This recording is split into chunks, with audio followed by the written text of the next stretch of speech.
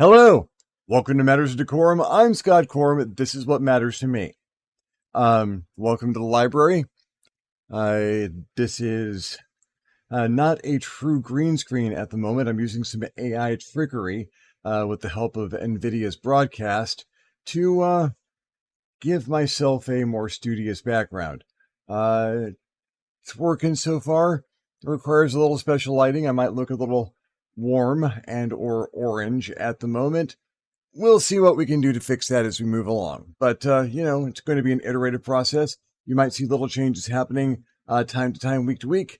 And let me know what you think in the comments. Speaking of the comments, I want to thank you folks for the wonderful comments I got in last week's video, the update on my health and situation. Very encouraging and very heartening. And I honestly do, when I say that I'd like the comments, things you'd like to hear me talk about, subjects you'd like to hear me cover, because those do directly inform future videos, like the one that we're doing today. Based on a comment that I got last week, viewer Dynamic Defense commented, in part, what do you consider must-have snack items as you DM, including drinks? What foods do you avoid having at a gaming table, and why? I love discussing hospitality in games. Thank you so much for the comment. The whole comment was lovely, and I really enjoyed the question. So let's talk about D&D and food, or tabletop games and food in general.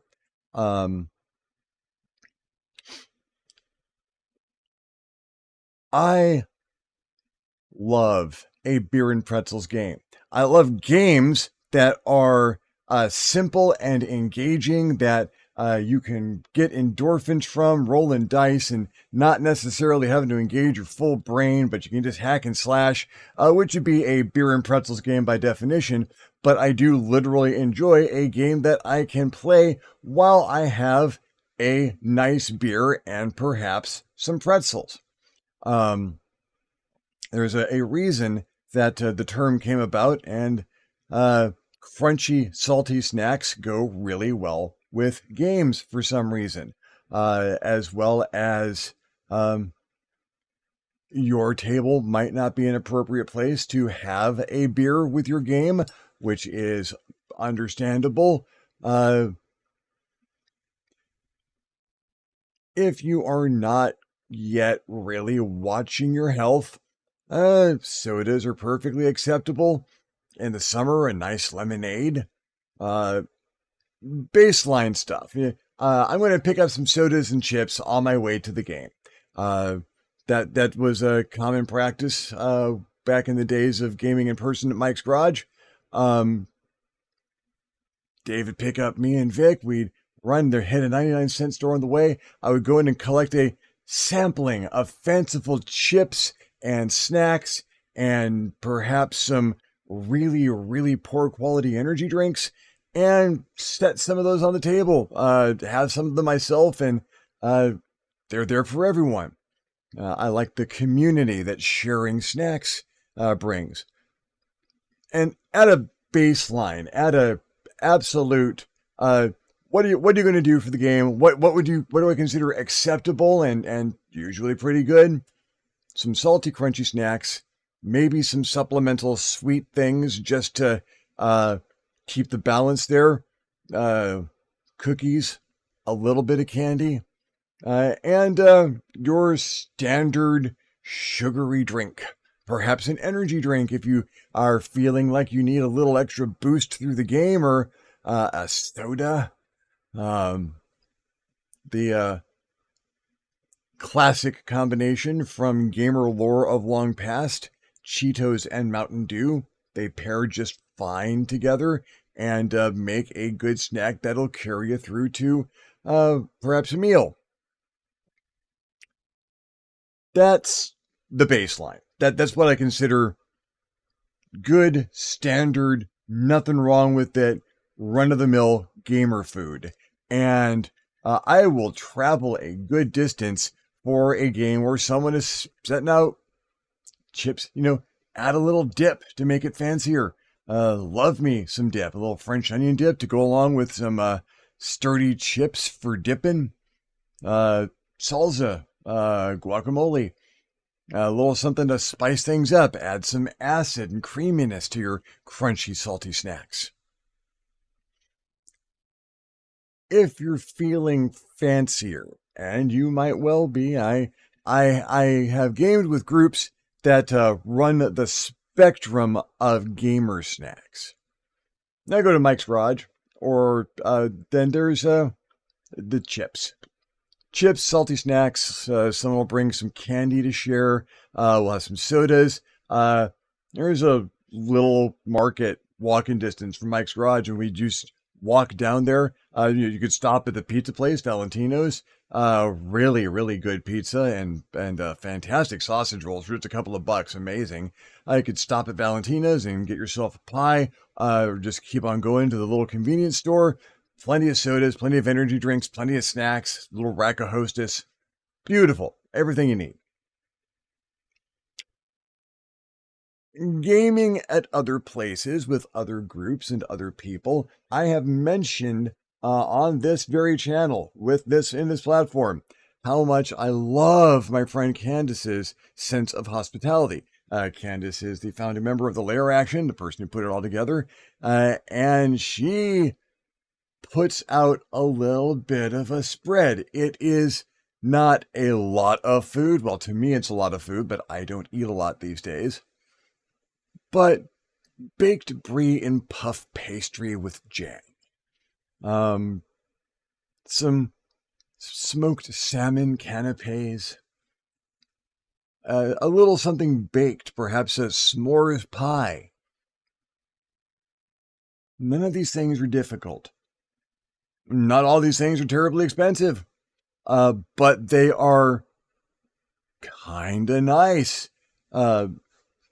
And all stuff that you think ahead a little bit. You got time to go to the market. You want to buy some stuff for the game. Maybe step out of the chips aisle and you get some brie, or another fine melting soft cheese of the like.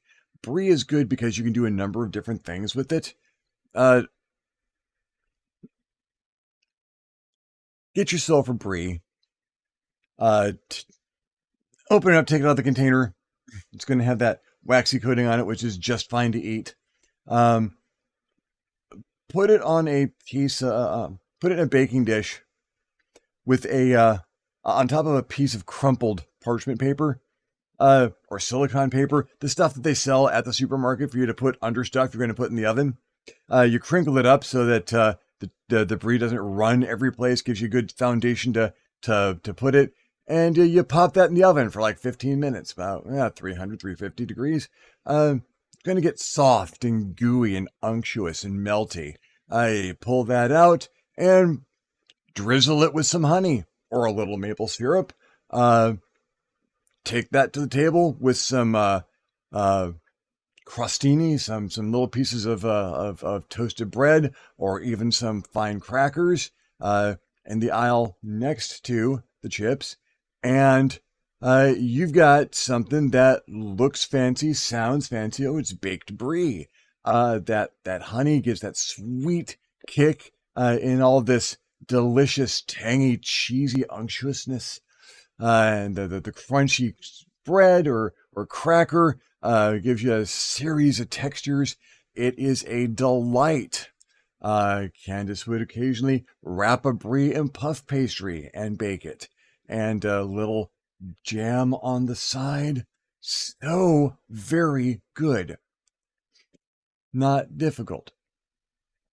A little creativity, a little knowledge, a little something here and there. You can get on YouTube and find 100 easy to make, fancy seeming snacks.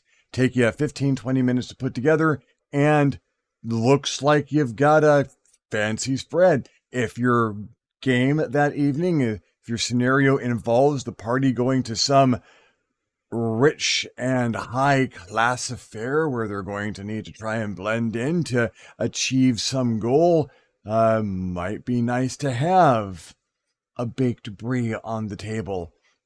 Maybe some water crackers.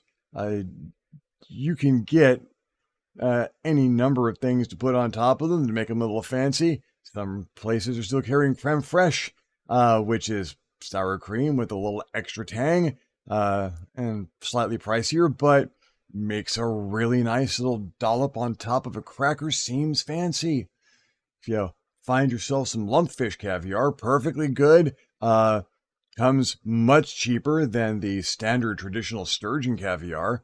Like $5 for a jar. To have a look around Trader Joe's. They might have some. Little dollop of that on top of that creme fraiche, on top of that water cracker, say. And yeah, it's like you've gone to someplace very fancy and not just your gaming table. I love that. Encourage potluck. Encourage people to bring the snacks that they want to have. More of that, bring enough to share. Hey, you want to bring a bag of chips? Well, let's everybody bring a bag of chips, and then we can pass them around. Sure, put some in a bowl. See what we want to do. Someone want to bring dip?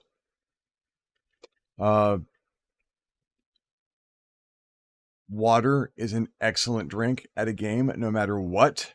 I go through a lot of fluid in a game. I bring my own.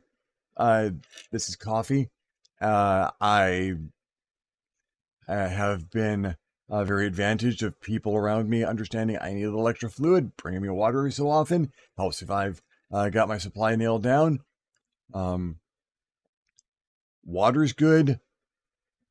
You can find a dozen fanciful drinks at a Dollar's Tree or at in the supermarket. Some blackberry or blood orange soda would lend a little air of elegance to an affair. If you have a entirely mature group, I mean that is a group that is entirely of drinking age, maybe bust out a bottle of wine or have some beers. Have some beers you wouldn't normally have. Go to a fanciful store like a Trader Joe's, or have a look at your local grocery store and see if there's a brand of beer or something special from a microbrewery that you haven't tried, and bring it along. See what people think. Make a little event out of it. If you got a D&D party with some dwarves in it, yeah, have some beer. There's nothing wrong with it. A beer or two is probably not going to wreck your ability to calculate your dice rolls. A 6-pack or two will, and since a number of people will be driving to this event, maybe keep that on the down low. I say this when Mike's Garage, that group in Manhattan Beach, we occasionally had absinthe tasting with our games. My friend Finn would stop off at a place, very knowledgeable on absinthes, would bring us a selection, and we'd sample a number of them over the evening. Those games did in fact get fanciful. I'm a big fan of absinthe personally, and we had it the right way. We looshed it with cold water poured over a sugar cube. Didn't light anything on fire. Didn't seem necessary. But looshing does do a lot for absinthe. If you see it turn cloudy when you put in the cold water, that means it's achieving its full flavor and effect, and that's when it's best served. I'm not gonna call you any names for drinking your absinthe straight or taking shots of it, but you're missing out on something if you do. If you've got a group that is interested in doing something like that, or even a wine tasting during a game, think about that. That can add a little something. My friend Josh is big on fanciful cheeses. We'll go out, do some shopping for dinner for an evening with the Warriors Wednesday, and Josh will stop off where the cheeses are and bring a selection of kind of fanciful ones so we can taste them out. Get some crackers, wheat thins or Triscuits will do, and give them a try. Find something you never knew existed before. Maybe you'll want to have again. I still want to have some of that. There was a really creamy one with pineapple in it that I really enjoyed. There's a lot of amazing stuff out there.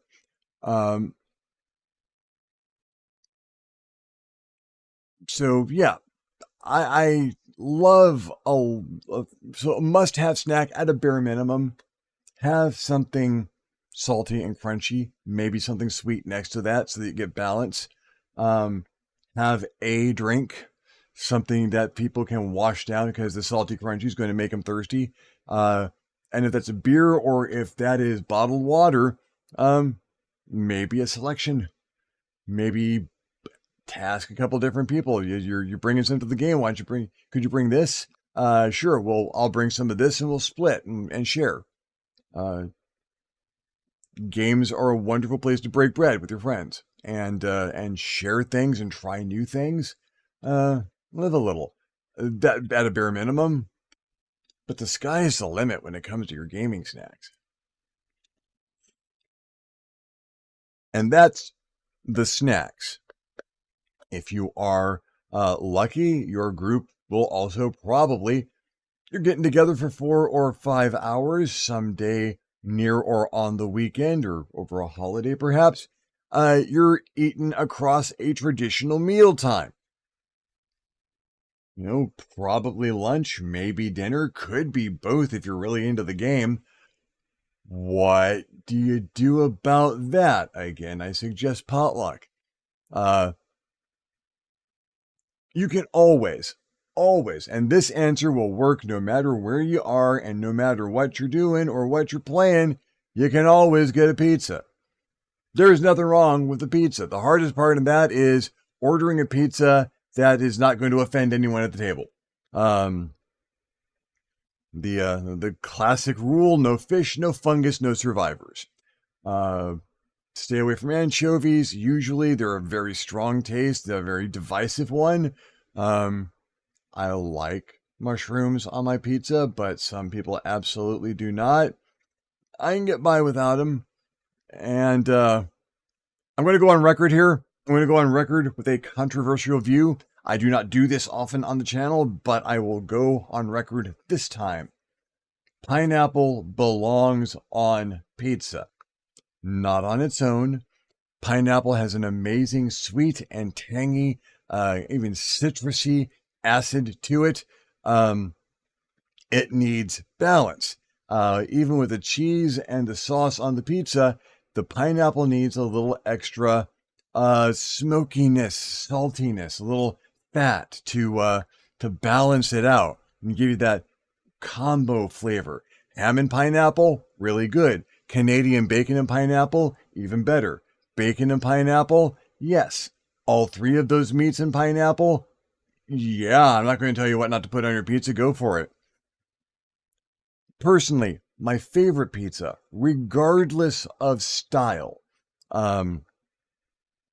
Italian sausage, black olives, and onions. Just always been a banger for me. And if I have to pick a favorite style of pizza, Midwest cracker crust. Some people call it one of the Chicago styles. It's definitely what I would call St. Louis style because it became very popular in St. Louis chain Italian restaurants like Rich and Charlie's or the Pasta House. A thin, crispy cracker crust that's still just a little chewy on the inside. Really good for carrying ingredients and not being too loud flavor-wise for the ingredients to jump out. Usually with a couple of really good tangy cheeses, often cut in little squares about an inch or 2 on the side. Yeah, that's kind of my go-to if I have the choice. Chicago deep dish. Yeah, but not very much of it. I cannot finish a slice of deep dish pizza anymore. But I crave the opportunity to try. I'm a big fan. So pizza, always a good one. If you're a walking distance from a fast food joint, Mike's Garage is walking distance from like 3. which is just, there's the pizza place, where you can get things besides pizza. You can get pasta or salads or those amazing sausage rolls. There's a McDonald's that's just there around the corner. That's good for a quick 10-minute walk down, pick up a McDonald's, walk back. There's a Tommy Burger on the same block if you go around the other way. And you know, you folks might not be familiar with Tommy Burger. It's a California institution. The best chili burgers I have ever had, bar none, fight me. Just absolutely amazing. Cannot eat too much of that style of food anymore, but every so often, yeah, I'll do a Tommy Burger. So we had an abundance of choices, and then when me, Dave, and Vic are driving down, there's a host of places on the way where we could pick up something to eat, either when we first got there as our lunch, or keep it until a little later on. The Subway was always a good choice. So, to cover us, people usually covered themselves for at least a meal, if not all the meals are going to eat there. And if there is not a previous meal arrangement, covering yourself for a meal, perfectly good. Show up with a couple of Subway sandwiches in a bag, you're probably doing fine. That'll, when there's a lull in the action or you decide to break for a meal, boom, you're covered. Literally any fast food will do just fine. Take a break, go out and get some. Or if you feel like doubling or tripling the price of your meal, you can always have it delivered. Depending on your situation, that might be your best bet. I'm pretty open to most foods at the gaming table. That is most.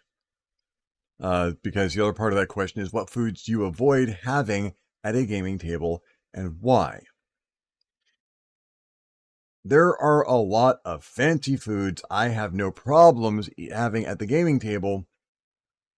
There is something that almost all of the foods I have discussed have in common. They are finger foods. They are foods you eat with your hands as your utensils. Pizza or crackers and dip, or even a baked brie, you're going to have a crostini or a cracker to scoop some of that up with. Pizza, fast food, burgers, tacos, what have you, you're using your hands. The moment you invite silverware to the party, you're complicating everyone's day. You get a salad from someplace and there's a plastic fork with it. Yeah, okay, sometimes you can't avoid that. Or a pasta dish from the pizza place. Sure, but I would not have a steak at a game. Because once you've got a knife and a fork involved, maybe there's a spoon there someplace for something else on the plate. A fork and knife meal takes up table space. There's a game happening there. Even if you're taking a break for food, you don't want to take up a plate and silverware's worth of table space. And that's for your dice and characters. You don't want to be cutting a steak while the GM is describing the action that is currently going on. That is a slightly more involved action and is somewhat distracting at the table. For the same reason, I love me some shellfish. Big fan of crab and lobster and all these things. And even though I can, thanks to experiences with my good friend Mandy, thank you for all the good times, I can eat a crab using nothing but the crab itself as my implements for eating it, so technically eating it by hand. But crabs, lobsters, even to some degree shrimp, unless they're pre-peeled, are work. There's effort. You are distracted. You are doing something involving with your food just to get it in your mouth. Crabs in particular, it takes a lot of effort to get the meat out of a crab, and I don't want to be doing that, and I don't want to be spattering everyone else at the table with crab meat and melted butter, no matter how much they might ask me to.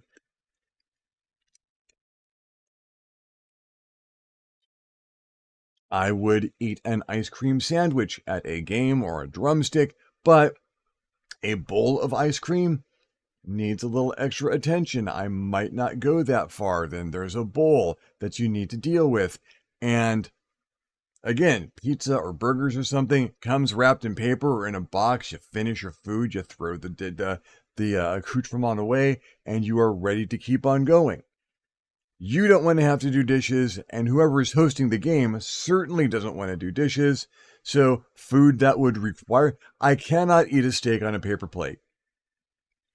Couple of reasons for that: the temperature problem. And you're using a hefty knife to get through that steak, no matter what kind of steak it is. Even if it's a nice tender one, you're still using a sharp steak knife to get through it. And some paper plates just won't. Most paper plates won't stand up to that kind of punishment. You need a real plate under that steak, and someone's going to have to wash that afterwards. And you got a game to play. You feel like hanging around for an hour or so afterwards. To be fair, at Candace's, there is a washing up at the end where people help out. And that is that community that has been built at that table. I would not assume that exists in the gaming group. And that's the other part of this. What do you have at the gaming table and what don't you have at the gaming table? What are you willing to put up with and what aren't you willing to put up with? Could you do steaks with someone willing to sit there and do the dishes? It's a conversation. There's got to be a session 0 for your food plans. It can come alongside planning your campaigns and discussing your characters at some point in time. Someone just, hey, can we talk about what we want to do for food while we're there? Because there's a couple of places you could stop off on the way, or we could do something here. I don't mind washing up a little bit if one or two of you folks want to stay and help me out. What do you guys want to do? That can lead to you are sitting at a table with some of the most creative, imaginative people that you're going to be spending time with for the near future. Let's see what folks feel like doing about food. If you got a few people who aren't that adventurous, maybe you make sure there's an option there so that they can have what they're comfortable with, and maybe having a little something extra that they might feel like trying. Someone expresses a curiosity, man, that sounds good, but I didn't think you could make that like at home. I thought that was a restaurant thing. Now you can find a recipe on YouTube, probably a very easy-ish one to deal with. If you've got any talent for cooking at all, I recommend some YouTube channels such as Binging with Babish and You Suck at Cooking, hashtag not sponsored, and have a look at what they do. It's usually fascinating. Some of it's inspiring. You might be surprised at how easy it is to do some of the things that you might not have ever thought of. You might be culinarily inclined yourself and want to try something. Go for it.